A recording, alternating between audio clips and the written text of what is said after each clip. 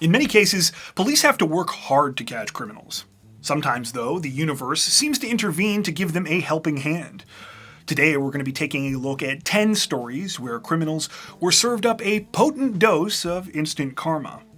As you may have noticed from the title of the video, this is actually the 5th installment in this series. So if you enjoy stories like this and want to hear more, we'll leave a link to a bunch of other videos just like this in the description below.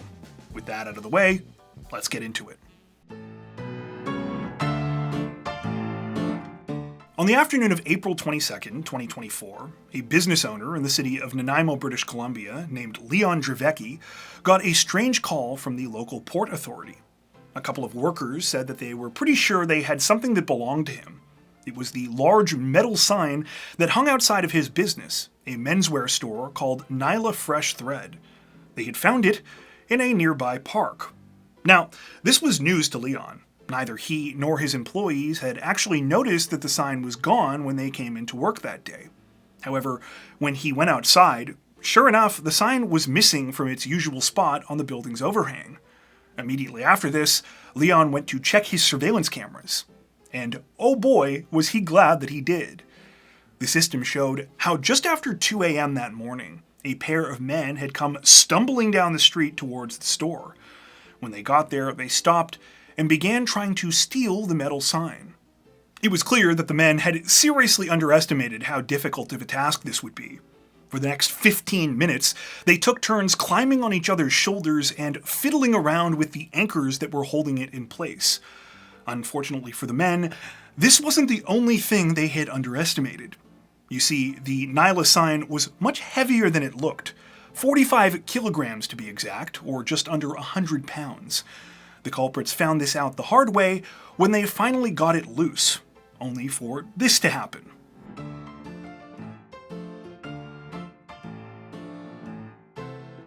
Despite eating a face full of pavement, the man on top didn't seem to be all that injured. Still, the weight of the sign proved too much for him and his accomplice, who ended up ditching the sign in the park, which was only about a block away. The whole thing was pretty amusing to Leon, who posted the footage with his own comedic captions and editing to social media. Within just a few days, the video had gone viral. Since Leon got his sign back and there was minimal damage to it, he told media at the time that he wasn't even going to bother reporting the situation to police. In his words, quote, "They're busy with a lot of other things going on right now, and I don't want to trouble them with something so minor." Besides, Leon felt that he definitely got the last laugh.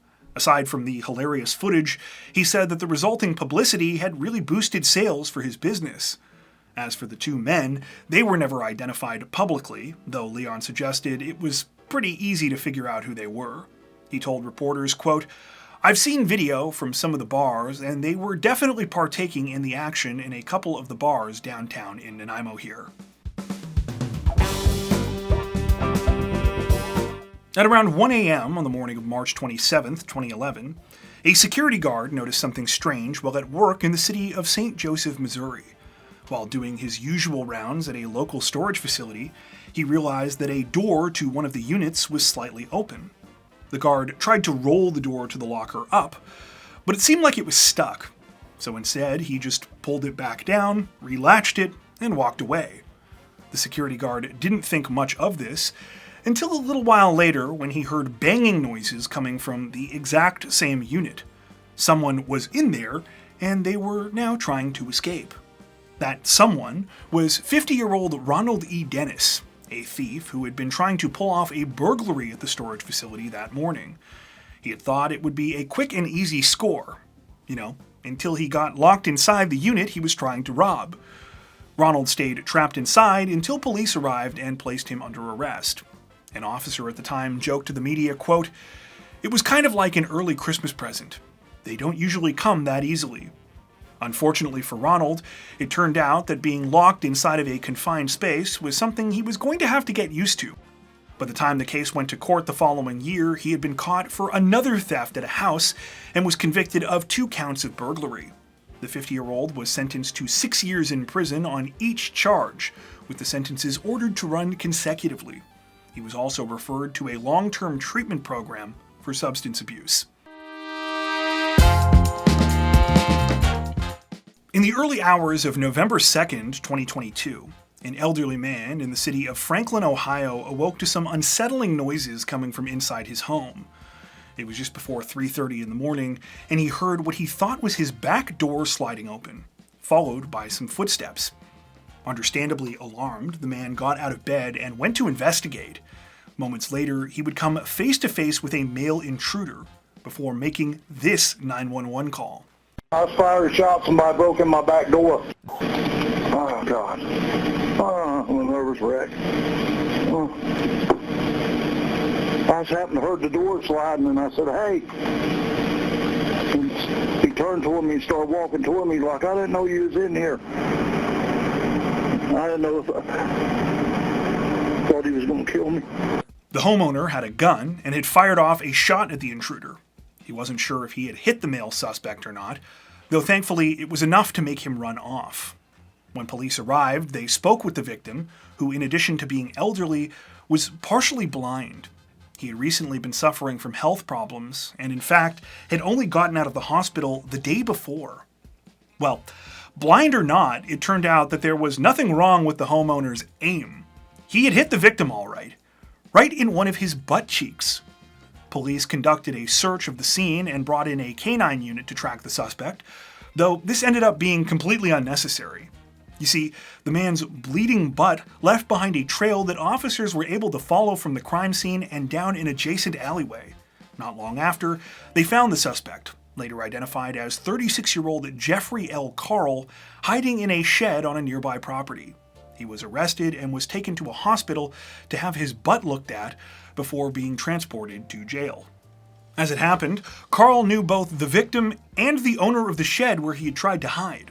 The owner, Joe Lewis, later told the media that he was surprised Carl had been trying to commit a burglary, stating, quote, "My reaction was, damn, somebody shot that boy in the ass." He went on to say of Carl, quote, "He ain't a dangerous person. He just got issues, like all of us do." Lewis appears to have been putting it pretty mildly, though. According to the victim's family, Carl had previously stolen guns and musical equipment from him, and they believed that he was attempting another burglary because he thought the elderly man was still in the hospital. He also had previous drug and weapons charges and had a warrant out for domestic violence at the time of the incident. Unfortunately, we weren't able to find out what ultimately happened to Carl, though sources at the time say he was facing burglary charges. The homeowner, meanwhile, was physically unharmed, and police stated that their investigation indicated the shooting was justified. Okay, so technically the karma in this next story wasn't exactly instant, but we decided to include it because the twist is absolutely brilliant, and it definitely still fits the spirit of what we're going for. On August 5th, 2013, a taxi driver in the town of Billingham, England, was on the road when he was rear-ended by another motorist. The person behind the wheel was a young man who was driving a green Peugeot 307. Thankfully, no one was hurt, and the accident wasn't all that serious. However, there was enough damage that the man decided to do the responsible thing and exchange information for insurance purposes. Or so it seemed. What the taxi driver didn't know was that the man who had hit him, 18-year-old Corey Allison, had given him a fake name, address, and other details. Allison wasn't supposed to be on the road at all, and in fact had 31 offenses on his record, including 3 previous convictions for driving without insurance. He had also been disqualified from driving twice. Unfortunately, by the time the taxi driver realized this, it was too late. He went to the address that Allison had given him, only to find out that no one who owned a green Peugeot lived there. The driver was understandably frustrated, but he tried his best to put the situation behind him. That was, until about 6 months later, when he got called for a pickup at an address in the neighboring town of Stockton-on-Tees. The driver pulled up to the residence, took one look at his passenger, and called the police. It turned out that old Corey had called for a cab and just so happened to get the driver that he had rear-ended and ditched that past August. He was arrested not long after. Later in 2014, Corey Allison pleaded guilty to perverting the course of justice by giving false details after an accident. He was sentenced to 4 months in prison, suspended for 18 months. Now, I'm not a religious man, But I have to say, it's hard not to feel at least a little bit like this next guy wasn't begging for some divine intervention. On the afternoon of June 9th, 2013, the Trinity Lutheran Church in Woodford County, Illinois, was the target of a burglary. After making his way through an unlocked door, the suspect, later identified as 17-year-old James E. Fleming, allegedly made off with the holy building's safe. Now, reports from the time don't mention what was in the safe, though if we had to guess, it likely held any undeposited cash, checks, and other valuables that had been given as offerings by the congregation. The funny thing is, though, we aren't the only ones who never got to learn what was inside. It turned out Fleming himself was no safecracker. After stealing the safe, the 17-year-old carried it less than a block before setting it down in the backyard of a residential property. He then got to work trying to pry it open with a screwdriver, only to realize that this was a lot tougher than he had imagined. Shortly before midnight, Fleming decided to call it an evening, though left the safe hidden in the yard. He returned the next day, presumably with a new plan, only to encounter a much more consequential roadblock. You see, it just so happened that the yard where Fleming decided to dump his locked-up loot belonged to a police officer with the nearby city of Bloomington. When Fleming returned to the property, the officer caught him in the act and quickly alerted his counterparts in local law enforcement. They quickly found Fleming and arrested him at a nearby post office. Fleming was charged with burglary, with reports from the time stating that he was looking at up to 15 years in prison. Unfortunately, we weren't able to find any updates to this case, but we hope for his sake he eventually turned his life around, if for no other reason than it appears he was really bad at being a criminal. At least 2 other news reports in the following years listed other indictments against the teen, including for criminal trespass to a residence and theft. In the past on this channel, we've covered some of the largest robberies in history. The Dunbar armored car robbery, the Banco Central robbery in Brazil, and the United California heist, to name a few. But what if I told you there was a robbery that happened just this year that would put the dollar figures in all of these cases to shame? One that no one is really talking about. Skeptical? Well, you should be. On February 6th, 2024, a burglary was reported at a home in Bedford County, Pennsylvania. The homeowner gave police an itemized list of everything that was stolen. There were a few silver coins, each worth about $20, and some loose change worth about $30. However, that wasn't the only cash taken. There was paper money missing too, a haul that would bring the total amount stolen to more than $2 quadrillion. Yes, you heard me right. That's quadrillion, as in a 1 with 15 zeros behind it. There was just one problem for the thief. That 2 quadrillion was in Zimbabwe dollars. It consisted of 20 notes in denominations of 100 trillion, and in actuality, they were pretty much completely worthless.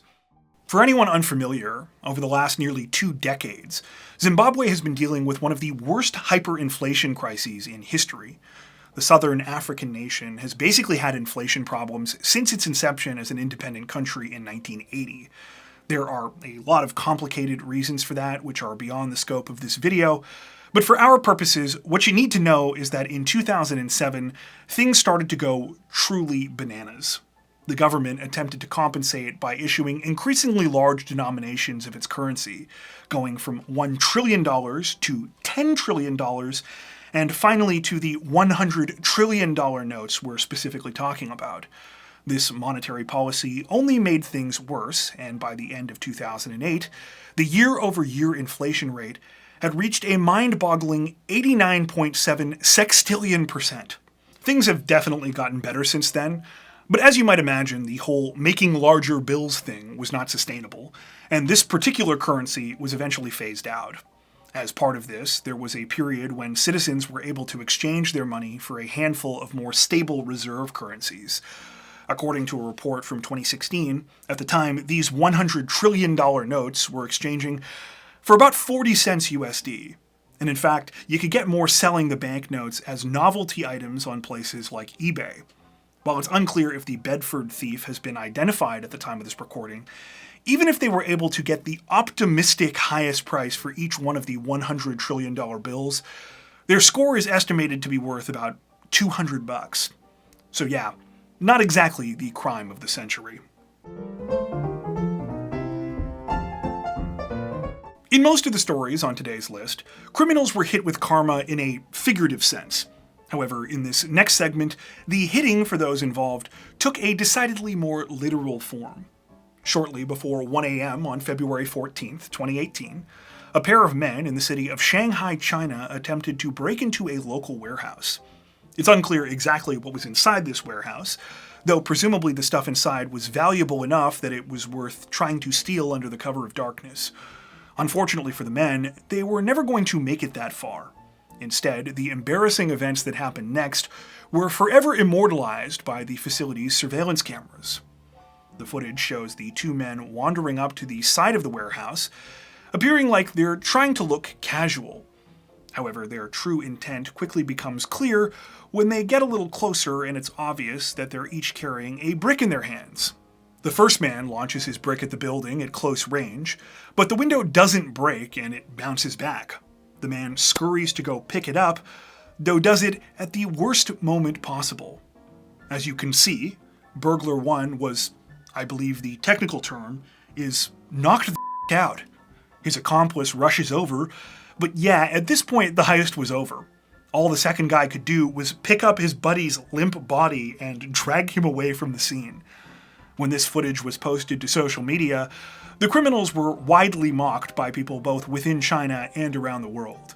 It's unclear if the men were ever identified, though, they never got as far as stealing anything or even breaking the window. So, yeah. Perhaps the best comment about the whole thing, though, came from a spokesperson for the Shanghai Public Security Bureau, who said at the time, quote, "If all burglars were like this, we wouldn't need to work overtime." That being said, apparently this kind of thing is more common than we would think. That same year, in August, a bumbling burglar in London, England suffered a similar case of instant karma to the head. He was part of a group of 3 thieves who were apparently trying to rob a commercial property when he was taken down by friendly fire. That situation was arguably even more ridiculous because, as you can see, right after it happened, the attempted burglars were discovered by a security guard. 2 of the suspects managed to escape, though understandably the third man had a bit of trouble running since, he was passed out cold. In April of 2013, police in the city of Bănești, Romania received quite the unusual emergency call. It was from a man, later identified as 31-year-old Marius Ionescu, who stated that he was in the middle of robbing a house. Now, you're probably wondering, if you're a criminal, what would compel you to call police and tell them such a thing? Well, it turned out that Ionescu was scared. The 31-year-old explained that after breaking into the home that he was targeting, he was rooting through his victim's possessions, looking for things to steal, when he heard noises coming from downstairs. He was convinced that another crew of burglars had broken in, and that his life was now in danger. Ionescu was so terrified that he apparently hid under a bed while waiting for police to arrive. When officers got there, they had a look around, but Ionescu was the only person inside. So, what happened? Well, it turned out that the noises he had heard weren't so much a cat burglar as an actual cat. Yeah, he got spooked by the family cat. Understandably, Ionescu was arrested, and everyone had a bit of a laugh at his expense. Even the official police spokesperson took the opportunity to dunk on him, telling reporters at a press conference, quote, "He already has a criminal record for similar break-ins, and given his nervous disposition, he probably should look for another job. He's likely to have a lot of time inside jail to consider things." If there's one thing that everyone hates, it's porch pirates. People with nothing better to do than to go around and steal from others in one of the most opportunistic and gutless ways possible. Adding to the frustration of these crimes is that most of the time, the culprits are never caught. Not that people don't try. In fact, if you watch a lot of crime content here on YouTube, chances are you've noticed that videos about getting revenge on porch pirates have arguably become a genre of their own. However, this next segment takes place long before these types of incidents became a daily nuisance and pretty much everyone and their dog had a Ring doorbell camera installed. You might say, it was a simpler time for a simpler thief. The whole thing began on the evening of September 1st, 2003, when a woman in the city of Janesville, Wisconsin contacted police to say that an item had been stolen off her porch. She wasn't sure exactly when it had been taken, but she said it must have been sometime earlier that day.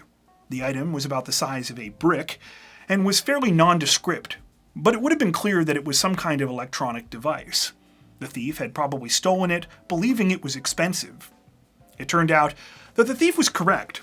The device cost around $2,500. Unfortunately, it wasn't going to be of much use to him. In fact, it was about to lead directly to his arrest. You see, the woman who called police wasn't just an ordinary person reporting the theft of a package. She was an inmate serving a house arrest sentence. As part of that sentence, she had been given an ankle monitor to wear at all times with a 100-foot digital tether. The brick-sized device that had been taken from her porch was the base station unit for the monitor. The base station was equipped with a GPS tracking device, and it had alerted Rock County Police the second it was moved from outside the home. By the time the woman had made that phone call, authorities were already investigating the situation. Using the tracking information, officers were led to an apartment building where they arrested the 40-year-old suspect. He was charged with theft. Though the man's name wasn't released in reports from the time, we did find a statement given by the correctional officer in charge of the county's home detention program, Thomas Roth. He told reporters, quote, "He apparently didn't know what he had because he would have been awfully stupid to steal a tracking device." On the morning of April 2nd, 2014, police in Louisville, Kentucky received a 911 call from a 34-year-old man named Kenneth D. Splunge. Splunge said that he needed help right away. Strangely though, besides the address where he was located, he wouldn't give many more details. All he said was that he was trapped inside of an apartment and injured, and that he couldn't get out on his own. When police arrived at the scene, a 6-story building at the corner of 3rd and Main Streets, they quickly discovered why Splunge was acting so cagey. They found him in the bathroom of the penthouse unit, where he was clearly in pain and having difficulty walking. Also inside the residence was a ladder and pieces that had come from a broken skylight in the ceiling. It turned out that the 34-year-old had made his way up to the top of the building that morning, where there was a small rooftop parking lot. Directly adjacent to this was a fenced-off area that was meant to keep people away from the skylight built into the ceiling of the penthouse. However, Splunge had immediately hopped this fence as he had allegedly come there to rob the place. After kicking in part of the skylight, the 34-year-old lowered in a ladder which he intended to use to climb down from the high ceiling. Unfortunately for him, things hadn't gone as planned. Somewhere along the way, he lost his footing, fell, and broke his leg. You might say that he splunged to the ground. Splunge was taken to the hospital for treatment immediately after the incident, though not long after, he was arrested and charged with attempted burglary. Due to how everything played out, he was given the nickname the Broken Leg Bandit by the media. Apparently, this was far from the 34-year-old's first run-in with the law. Reports from the time state that he was charged with another burglary that had happened over Christmas a few days later, and that he was also facing charges related to thefts at a local business. The reports also state that Splunge did an estimated $10,000 worth of damage during the skylight break-in. Before we wrap up, we'd like to take a second to give a huge shout out to everyone who has made it this far into the video. Seriously, thank you so much for watching. If you found today's upload interesting and informative, we'd be honored if you consider liking and subscribing, as well as hitting the notification bell and selecting all notifications to stay up to date with our latest releases. If you're looking for additional ways to help support the channel, we'd love to have you join us over on Patreon. Patrons get ad-free and early access to all of our content, as well as 4 additional stories per week for each of our Crimes of the Week and Crimes of the Week International videos. You can learn more at patreon.com/crimezone, where you'll also find some of the fine folks whose names are currently on screen. All that being said, we understand that not everyone has the means to support financially, and that's totally okay. We appreciate every like, sub, share, and comment that you send our way. Once again, thanks so much everyone, and take care.